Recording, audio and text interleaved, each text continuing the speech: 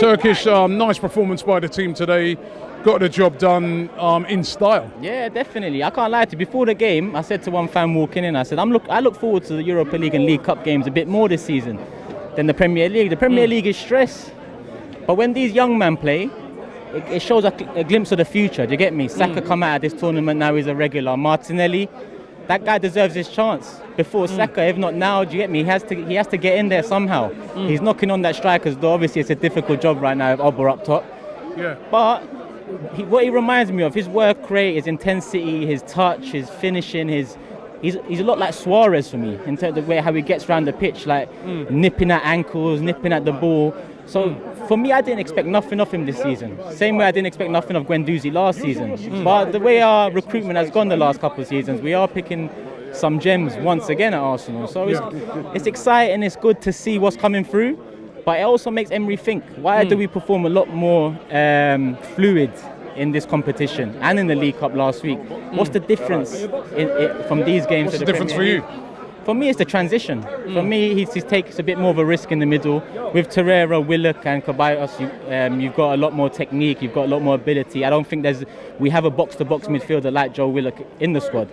So as much as Emery sticks by Xhaka and Emery sticks by, obviously, his captain now, we've got to start looking at why our performances in the league are not matching the performances these young men are putting in every single game now. Frankfurt, Nottingham Forest, now Standard Liège.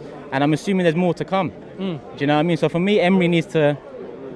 He's given youth a chance this season. He's given youth a chance this season. But he's giving them a proper chance, isn't he? Because he's giving them a chance and he's saying, actually, if you do well, there's a pathway into the first team, a genuine pathway. So those players, when they're playing, they know that if they put in a really good performance, they could be playing against Bournemouth on Sunday. Exactly. Look at Saka. Look at Joe Willock. Reece got his chance at the start of the season. Now he has to work back and get his chance again. But at the moment, Martinelli's the next up in terms of who I see going into the first team. And one thing I want to address here, do you know how many messages and tweets I was getting at the start of this game because Mesut Ozil wasn't playing? Wait for the fucking game to finish before you moan whether a player is playing or not. Do you support Arsenal or do you support Mesut Ozil? How can you moan so much? How can you moan so much about a player not being in the team?